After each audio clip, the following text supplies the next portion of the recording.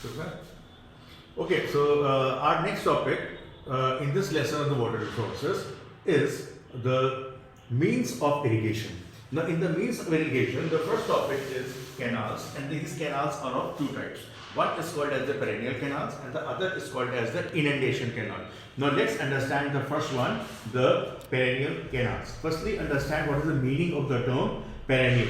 Perennial means it is a canal which has water throughout the year, and naturally for this purpose these kind of canals, they are connected to such kind of sources of the water which have water throughout the year. For example, maybe a perennial river, for example like the rivers like Ganga, Yamuna, etc., which are coming from the Himalayas. They have the water in there throughout the year.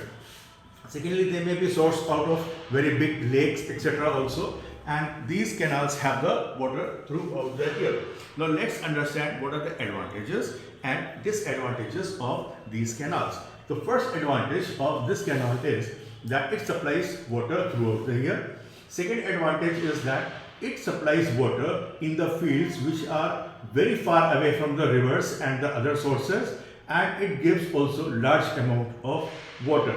The third advantage is that this canal can supply fresh water for such kind of areas as well which do not have the waters in the summer. In the summer season, the water is needed in the most urgent way, and this is a big source of supplying water in summer areas also, in the summertime also, and this is another advantage of these kind of perennial canals. Now let's understand what are the disadvantages. There are some disadvantages as well, and one of the first disadvantage can be the flooding in the nearby areas. Sometimes these canals are over flooded because of the excess amount of supply of the water, and this causes flooding in the nearby areas. Second disadvantage is called as the salt effervescence. Now what this happens, because this water also has the salt, so this water goes in certain such kind of areas, especially in the nearby areas of the canal, and maybe through the seepage these salts may disturb the salt level in the soils over there and may make such kind of land which are near to the canals unfit for agriculture. So this may be another disadvantage. Third, this may cause the rising of the water level in certain kind of areas, and because of the rising of this, the seepage and other kind of problems may occur in the houses which are nearby. So these are some of the disadvantages of the perennial canal. Now another type of canal which we are discussing, that is called as the inundation canal, and as this name suggests, inundation means that these canals have the water when the water level in any river or in any lake in which they are connected rises up to that level from where the canal has been taken out. What does this mean? This means that this canal has the water in it during rainy season most of the time, and in other times till that water body is having sufficiently high water level. As soon as the water level in that water body goes down, these inundation canals dry up. But still these canals are very useful. And what are the advantages and disadvantages of inundation canal? Let's understand this. So first advantage of the inundation canal is that during the floods, it can save the flood by just diverting the amount of water that is coming in the river. Secondly, these canals can be used when the water flow is in them. In that time, these canals can fill the other kind of sources of the water like the ponds, etc., which can have the water for the rest of the year, and they save the flooding also, and they can utilize the excess amount of the water that is coming in the rivers during the rainy season. Third, these canals can supply water in such areas which are below the level of the canals, and there the irrigation and other uses of the water can be done, which is coming through these kind of canals. So what we find that inundation canals are also advantages. Another big advantage is that it is very easy to drill and less costly to make, and therefore it is again advantages from this point of view as well. Now let's see what are the disadvantages of the inundation canal. Now the first disadvantage of the inundation canal is that when during the summer time, when water is mostly needed in the fields also and for the other users as well, at that time it may not have the water because the water level in the source from where this canal has been made, that may dry up, and therefore this canal may not be having the water. Secondly, there is no control on this in this canal, and no lifting of the water can be done on it. So therefore, till the source of that canal, that is the river, is having sufficient water, then only the water can be supplied. Therefore, it may not be useful in summer times. So therefore, this becomes the disadvantage of inundation kind of canal. Now let's come to the next means of the irrigation, and that is the tanks. Now these tanks, they are generally generally used mostly in South India, but these tanks can be used in other parts of India as well. Now we will understand why the tanks are mostly popular in South India also, and why these tanks are less popular in North India. Now in the previous topic which we discussed, the canals are mostly popular in North India, and let's understand what are the reasons for the popularity of canals in North India. Yes. The first is that North India is a plain area. Second, it is having a flat surface. Third, it is having alluvial soil which is very easy to dig, so that the canals are easy to make and water flows them in very easily, and also this allows for the groundwater recharging as well, and therefore the canals, they are normally easily dug in the northern areas. But in southern areas we have a big Deccan Plateau area which is mostly rocky. It has many natural depressions also, and because of which it is not easy to dig the canal. Also, South India mostly has the seasonal rivers, from where we do not have the perennial sources of the water, and that is why these canals are not very popular in South India. And since North India has the perennial rivers, so this becomes another factor for the making of the canals in North India. Generally, we find since the Deccan Plateau area has very natural depressions, so these natural depressions make the natural tanks in the rainwater, in which the rainwater gets stored, and this is another reason that these tanks become very cheap to maintain. These are naturally available, and where the rainwater can be stored, and that is why tanks are mostly popular in South India. Now let's understand some of the advantages and disadvantages of these tanks for the supply of the water. The first advantage of the tanks in South India, or for that matter any place, is that they store the natural rainwater. So this is the first advantage. Secondly, since these are made in the natural depressions, natural rocky areas, therefore the seepage loss of the water is very less, and these can store large amount of water naturally. The cost of making these tanks is very less. This becomes another advantage of these tanks. But let's understand what are the disadvantages of these tanks also. Now first disadvantages is that since these tanks have the open surface, therefore the loss of the water through evaporation is much. So this is a big loss. Secondly, these tanks generally store water in the rainy season, and most of in the other tanks their water is used up. By the time we reach up to the summers, there are chances that these tanks get dried and they may not supply water when it is mostly needed by the people for the irrigation and for the drinking purposes. So this becomes the drawbacks of the tanks. Now let's come to the next means of irrigation, and that is called as the wells. Now we have to understand one thing, that wells are of two types. One is called as the surface well and the other is called as the tube well.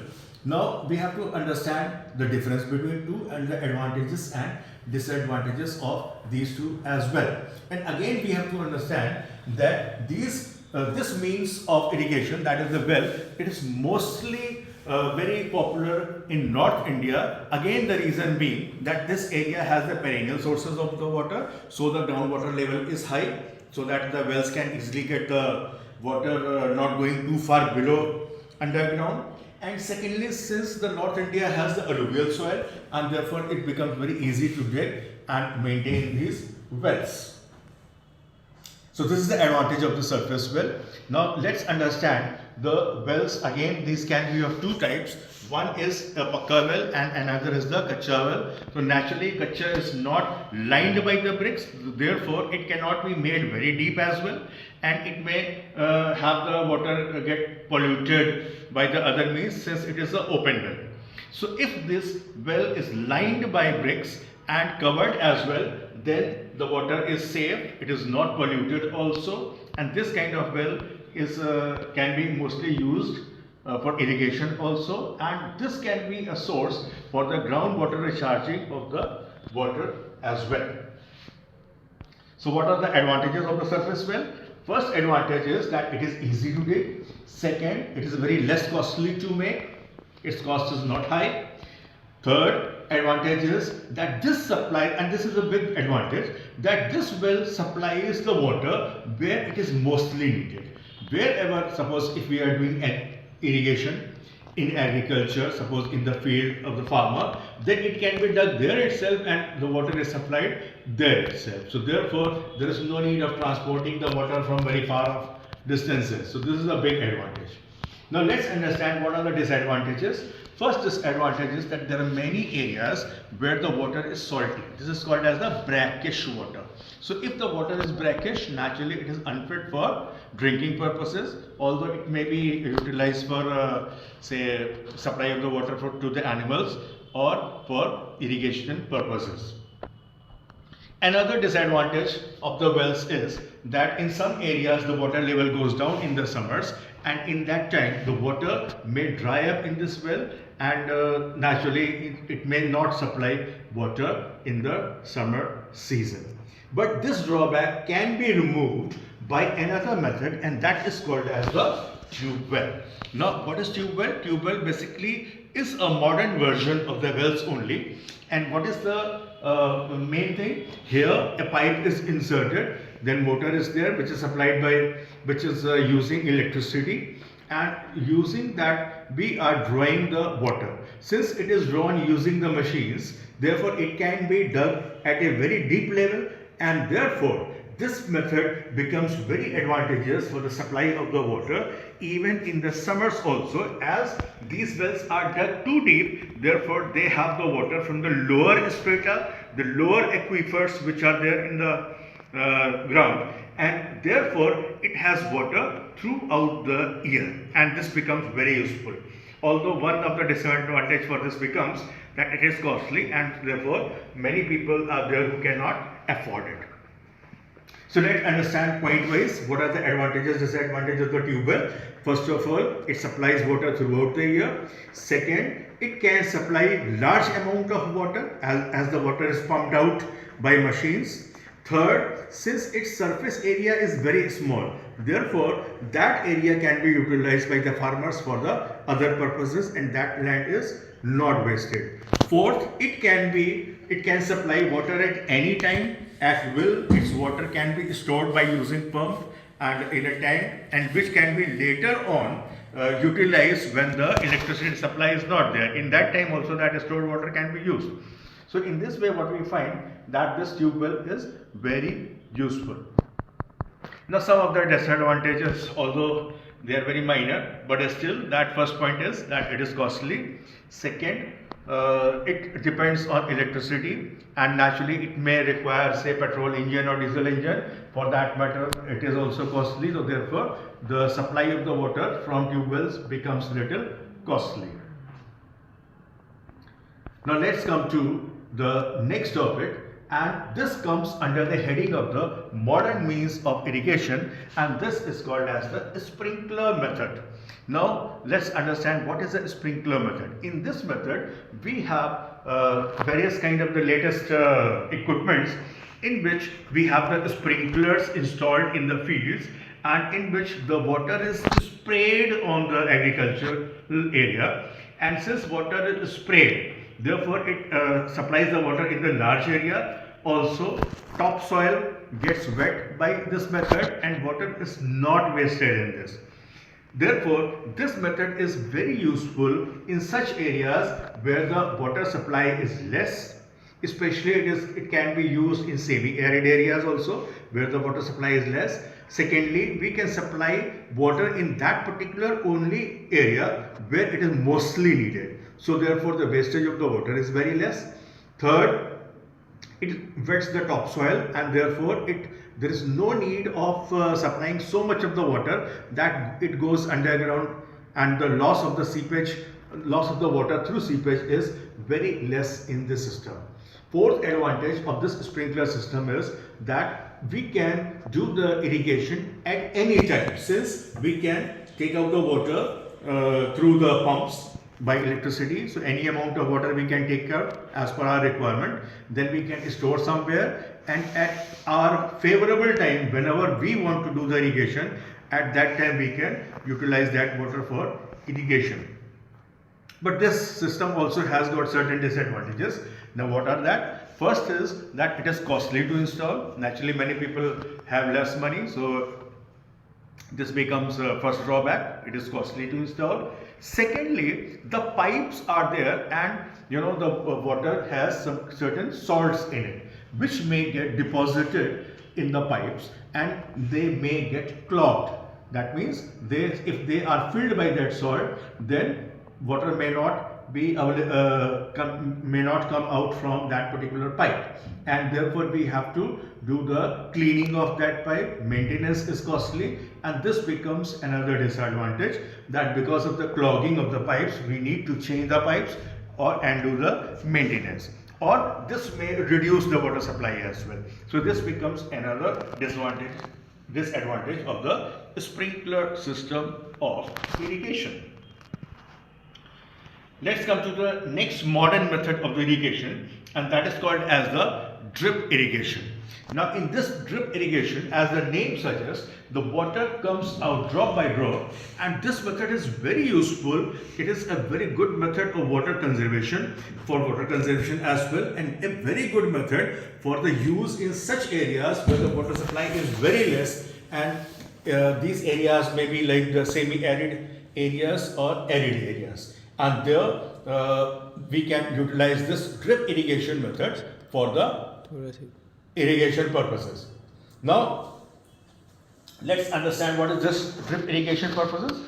This drip irrigation method. In this method, what we do is, firstly we draw the water, then we can store it as well, and then we are connecting in the agricultural field a network of pipes, and through which the smaller pipes may come up, and these smaller pipes, they are put right into the tree where the water is needed, and there those small pipes, they just take out the water drop by drop. So they supply the water just at the roots, and in this way, in that minimum amount of water, that tree or the plant can grow up, and the water is not wasted by evaporation or by seepage. So with very little amount of water also we can do the irrigation in this drip system of irrigation. Now what are the disadvantages of it? Again, first of all, installation of it is costly, as it may require the pipes.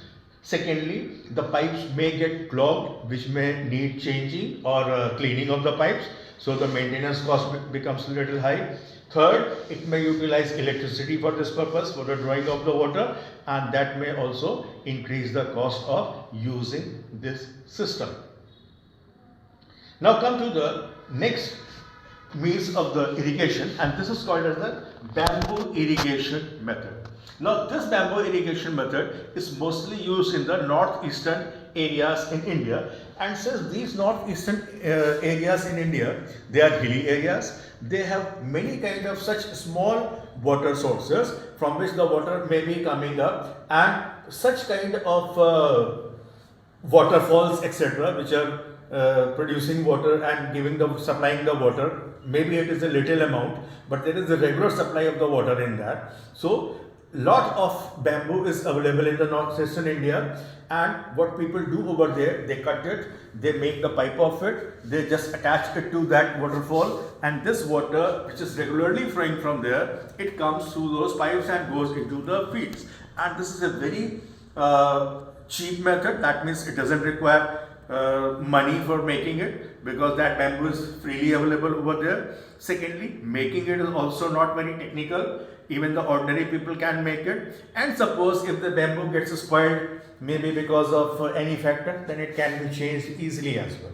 And therefore, this method is very popular in northeastern India, as they do not have very big fields. So therefore, the supply of water is always there, and this method is utilized in such areas which are there in the northeastern India.